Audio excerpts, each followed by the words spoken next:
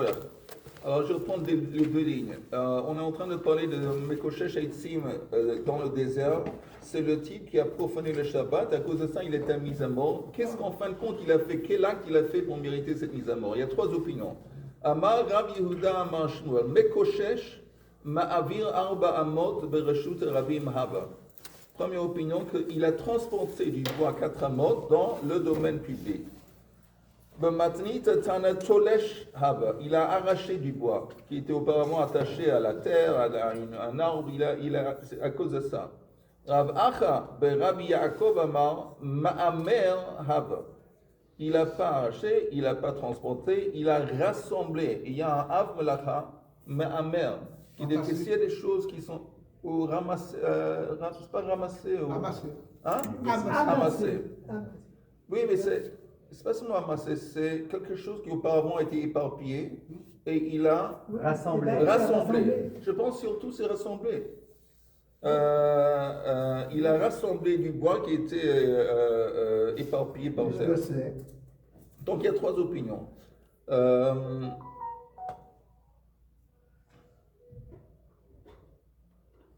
Je m'excuse, j'ai perdu la page.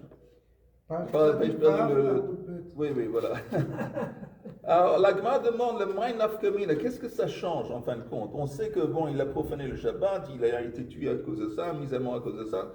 Et quoi la différence entre ces trois opinions? Les Kederav, selon ce qu'a enseigné Rav. De Amar Rav Matsati Megillat Starim, j'ai trouvé une Megillah cachée. Bey Rabbi Chia, dans la maison, dans la yeshiva de Rabbi Chia, Vekatuv Bey. Et c'est écrit dedans la chose suivante. Ici Ben Yehuda Omer, Avot Melachot Arbaim Chaser Achat. Les Avot Melachot du Shabbat consistent de 40 moins 1. Il y a 40 Avot Melachot moins 1, donc 39. Ve'eino Chayav El Achat. Et il est seulement chayav une mise à mort, une punition, à cause d'une parmi les 39. Et là, on la demande tout de suite s'étonne, vetu l'eau, seulement une. Et pourtant, il y a une Mishnah qui dit, Vahatnan, avot melachot arbaim chaser achat, et en 39, vehavenenba, minyana lamali. Et la question a été demandée, on a vu ça avant, pourquoi est-ce que la Mishnah nous dit le chiffre? Parce que la Mishnah, elle nous liste chacune des Avot Melachot. Alors ça sert à quoi après de dire il y en a 39? Nous aussi, on est capable de compter. Si on veut compter, on peut compter. Pourquoi la Mishnah insiste à dire 39? Et la réponse est Ve'amar Rabbi Yochanan she'im asa'an kulam behe'elem echad chayav al kol achat ve'achat. Ça veut dire que si quelqu'un avait théoriquement transgresser chacune de ses actes, chacune de ses transgressions, alors il serait fautif et obligé d'apporter un korban s'il a fait sa shogeg pour chacune. C'est pour ça qu'il y a le chiffre, le numéro, pour nous dire en fin de compte le maximum apparemment s'il avait fait tout ça dans un état, le même état de shogeg, d'oubli, d'ignorance, il apporte 39. Donc on voit bien qu'il y a une mise à mort, pas seulement pour une parmi les 39, pour tout. Alors ça veut dire quoi qu'il y en a. Ce qu'on a cru comprendre avant l'enseignement, qu'on est seulement on mérite seulement une punition à cause d'une. Alors la Gemara tout de suite corrige la version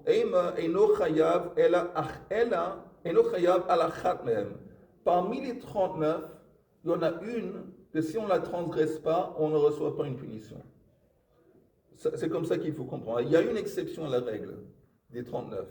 Et là, justement, on reprend ce qu'on avait vu avant quelques minutes vis-à-vis du Mekoshesh. Rav Yehuda. S'il y en a 39, il va être responsable de 39.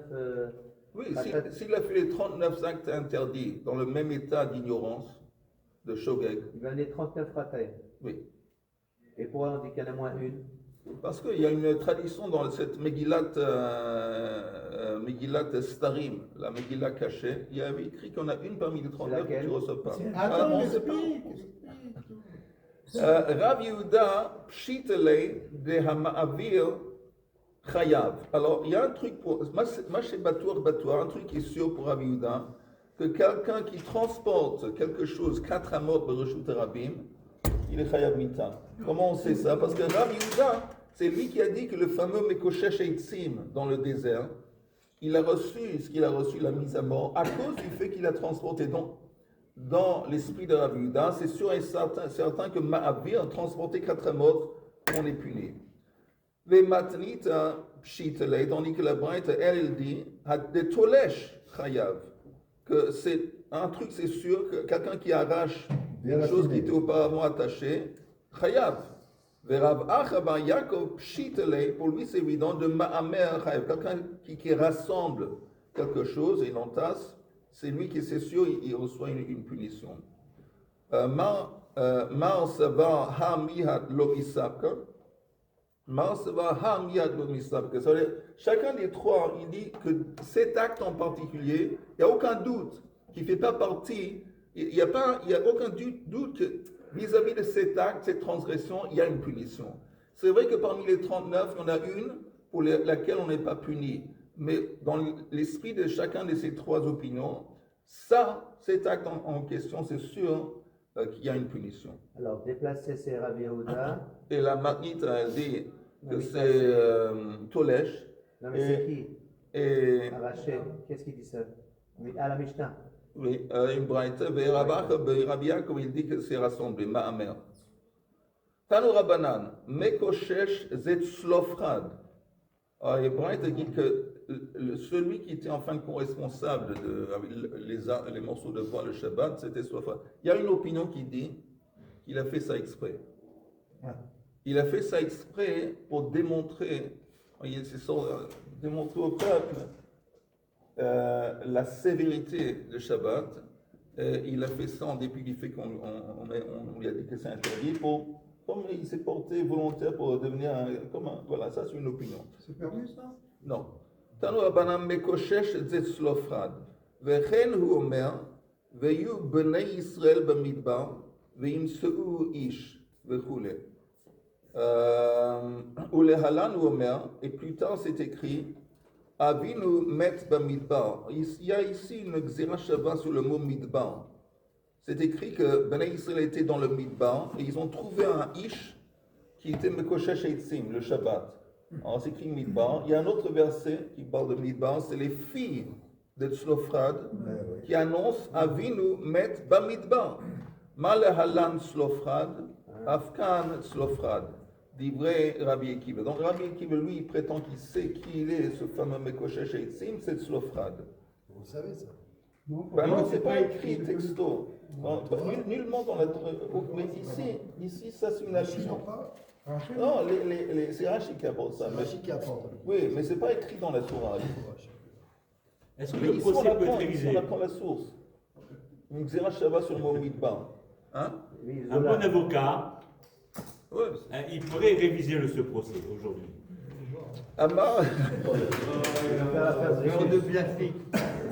Amarlo, Rabbi Yehuda ben Betera, Akiva, ben kach ou ben kach ata atid liten et adin. Il dit, tu sais quoi, Akiva, quoi que ce soit, tu es fautif. Ce que tu as fait, tu es fautif et tu vas être puni à ce que tu as fait. Pourquoi? Im ki dvarecha, a Torah chisatu, va ata megale oto. Si c'est vrai que tu as raison que c'est Tzlofrad, mais la Torah a caché l'identité de ce monsieur, et c'est toi qui le révèles. Donc ça, c'est pas bien. Vim là, et si c'est pas vrai que c'est Tzlofrad, atamotzi laz aloto tzadik. Alors tu accuses faussement un tzadik. Donc quoi que ce soit, tu as mal agi en disant que c'est Tzlofrad. Pourquoi est-ce que la Torah n'enseigne pas cette Bonne question. Non. La Torah, Hachem sait qui c'est. La Torah, c'est qui c'est. Mais pourquoi la Torah n'a pas. Peut-être dans l'honneur, pour conserver l'honneur de Tzlofrad. Il était tout de même un tzaddik. Il y a un midrash qui dit qu'il l'a fait intentionnellement. Oui, avant quelques minutes, je l'ai dit. Il vient de le dire maintenant. Non, mais c'est peut-être pas lui, qu'est-ce que vous dites? Peut-être c'est pas lui, mais Oui, dans le cas où voilà, c'est pas c'est lui, tout. attends une seconde, mais dans le cas où c'est lui, Excusez-moi. Ah, dans le cas où- dans le cas, pourquoi la Torah n'a pas dévoilé? Pourquoi la Personne n'a vu ça. Le caveau de Personne dit que c'est un Ouais, imbécile. c'est le pour caveau de préserver Tzadik. l'honneur. Mais de toute façon, Pourtant, elle est grande. si vous voulez bien, Tourne on la va page. passer en haut de la page suivante. Ouais, bon, pas le choix. El Bela Ha Gamar Gzera Shava. Alors, on est dit qu'en fin de compte, s'il y a une Gzera Shava, on accuse Rabbi Akiva d'avoir dévoilé quelque chose que la Torah a caché. Mais on nous dit que s'il y a une Gzera Shava, c'est pas quelque chose que la Torah a caché. נכון? Regardez במדבר, le- במדבר. Oui, regardez le Rashi en haut de la page. Alors c'est lui. Regardez le Rashi qui dit Ve'im ken lo chissa Torah Torah. Si c'est ainsi, et la Torah n'a pas caché l'identité. De Havele que Mefourash, parce que c'est comme si c'était mentionné explicitement. Ou Meshane Rabbi Yehuda ben Betera lo gamra. Ve'in adam dan gzera shava matzmo. Et la réponse de Rabbi Yehuda ben Betera qui a donné une remontrance à Rabbi Akiva, que non, que c'est gzera shava en fin de compte, c'est seulement une gzera shava qu'une personne ne peut pas de lui-même faire une gzera shava. Ça doit être une tradition, la gzera shava, une tradition qu'il a reçue de ses maîtres. Et Rabbi Yehuda ben Betera n'avait jamais accès ou entendu cette tradition. C'est pour Alors ça que qu'il a Rabbi réagi, Akiva, il a réagi oui. comme il a réagi. Et là, alors si tu me dis, selon Rabbi Yehuda ben Betera, si pour lui, il n'était pas Mekoshe Sheitzim, alors les filles de Tzlofra qui disent en fin de compte, notre père est mort, Becheto Met, il est mort à cause de sa faute, et voilà. Alors, Mais quelle faute? Et justement, quelle faute? Alors, mais et la réponse est mais Ya'apilu. Ya'apilu, regardez le Rashi, deuxième ligne d'en haut, au milieu, Ya'apilu la'alot, shelo hirshia kolkach que chilul Shabbat.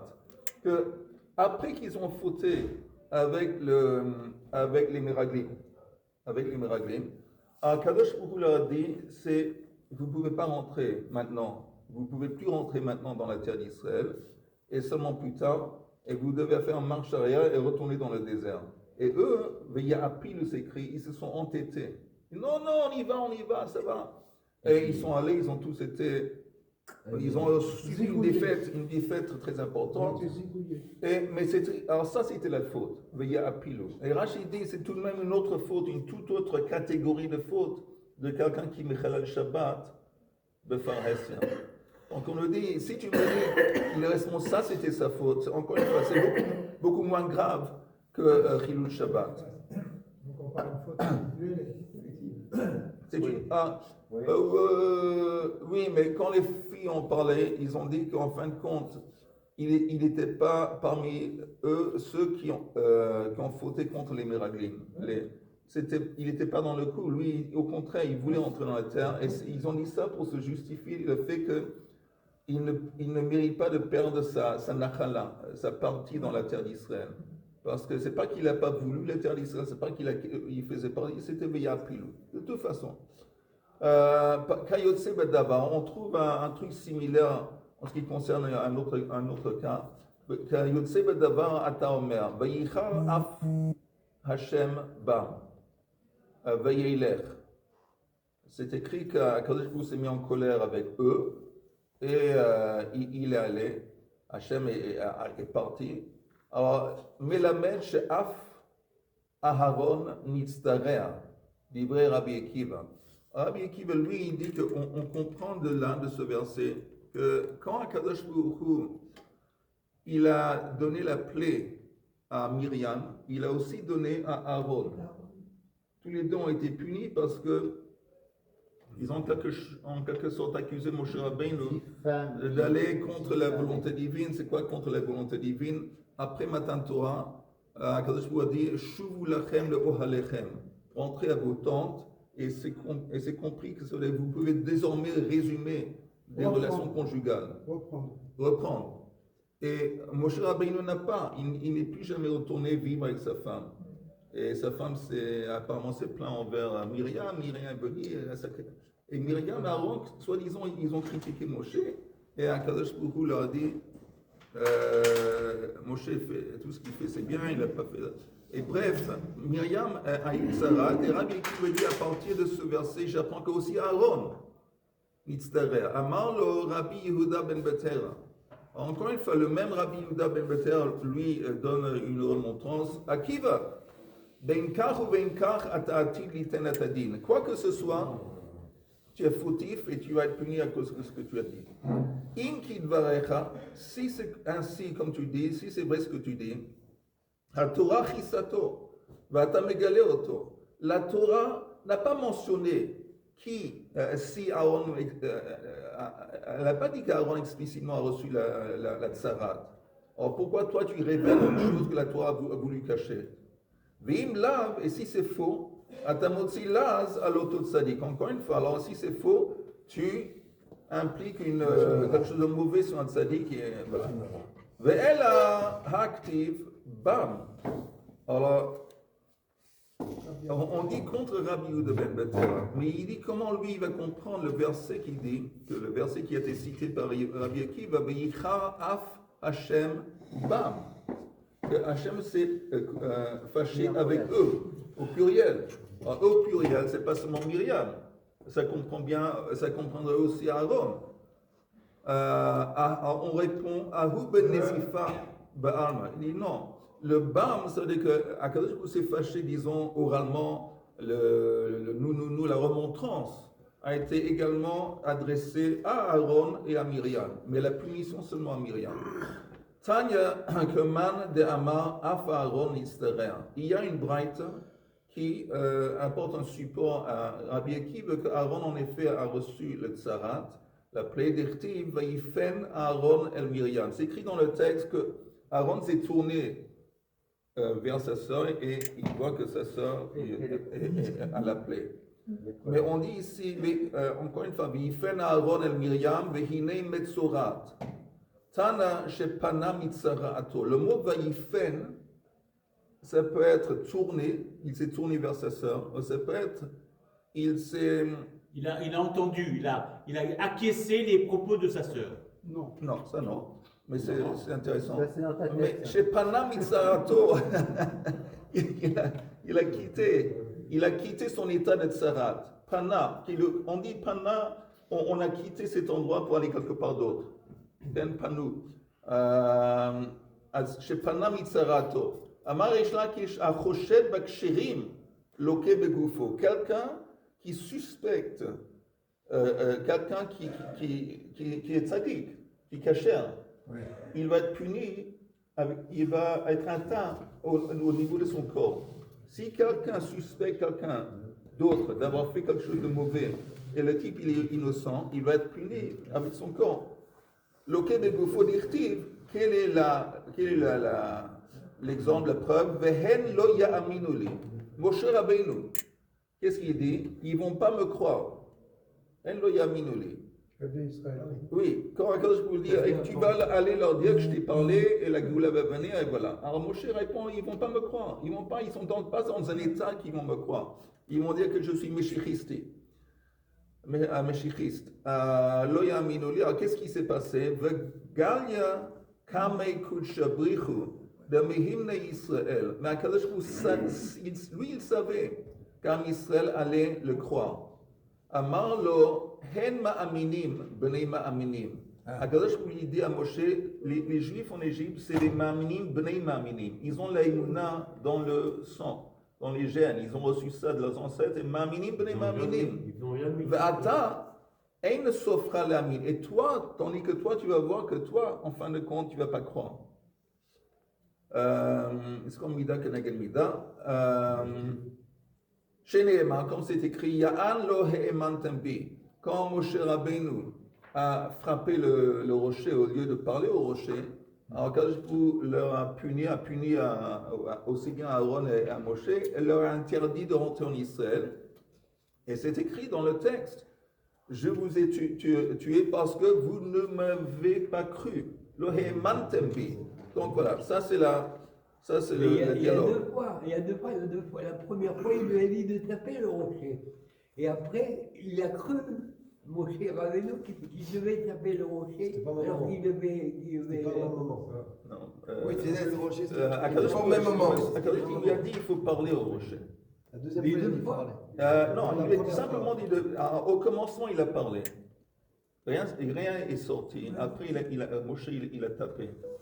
Alors, pourquoi, entre parenthèses, pourquoi c'était tellement vital et tellement important qu'avant de rentrer, il va faire ça? Parce qu'avant de rentrer, on est sur le bord, on est au point de rentrer dans la terre d'Israël. Ils vont maintenant, dorénavant, rentrer dans une toute autre dimension de vie. Ça veut dire qu'avant, dans le désert, ça fait 40 ans dans le désert qu'ils vivaient le miracle. Ils étaient miraculeusement protégés par les nuages, miraculeusement nourris par le man et le beurre, la source ambulante de Myriam, des miracles. Maintenant, ils vont entrer dans un monde naturel où ils vont devoir travailler et des choses vont pousser, la récolte va pousser. C'est important qu'ils vont comprendre que néanmoins, s'ils vont avoir des problèmes, qu'est-ce qui va les sauver? C'est la parole. Maintenant, l'idée du rocher, de parler avec le rocher, les sages disent, c'est pas simplement parler avec le rocher, c'est dit un chapitre de Mishnayot. Récite un chapitre de Mishnah devant le rocher. L'idée de l'eau qui sort, qui jaillit du rocher, c'est-à-dire que c'est pas naturel. C'est l'antithèse. L'eau et le rocher, c'est l'antithèse. Mais néanmoins, si tu pries ou si tu apprends, tu vas te brancher à une dimension qui est au-dessus de la nature, et ça va permettre même au rocher de donner de l'eau. Et ça, c'était un message tellement important qu'Akadosh voulait transmettre au peuple juif avant de rentrer dans un monde naturel. Et ok, mais en attendant que vous sachiez que si vous avez des problèmes, si vous êtes en face d'un rocher, c'est ça qui va vous aider, la parole de l'étude ou la parole de la prière. Et quand Moshe Rabbeinu a frappé, cette leçon, la leçon a été, comment on dit? Elle a disparu. Elle a disparu. Et c'était pour ça que c'était tellement grave. En attendant, on a dit que quelqu'un qui suspecte d'une façon, quelqu'un d'autre qui est innocent, il est atteint lui-même par son corps, à travers son corps, et la Gemara dit où est-ce qu'on voit ça? Mais maï de laka, dirti vayomer Hashem lo, od havena yadcha becheikecha.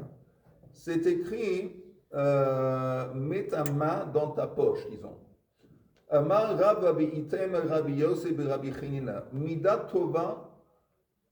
Donc, attends, Moshe Rabbeinu, il a été puni. Comment il a été puni? Sa main est devenue Metsurat et sa main a reçu la plaie. Bon, c'était une punition. Nous, on voit que la plaie, Sarat, c'est toujours une punition pour la Shonara. Donc, il a lui-même parlé de la Shonara sur un mission en disant qu'ils ne vont pas me croire. Alors, il y a aussi le Sarat dans sa main. Myriam a dit la Shonara sur son frère. Elle a été atteinte par le Tsarat.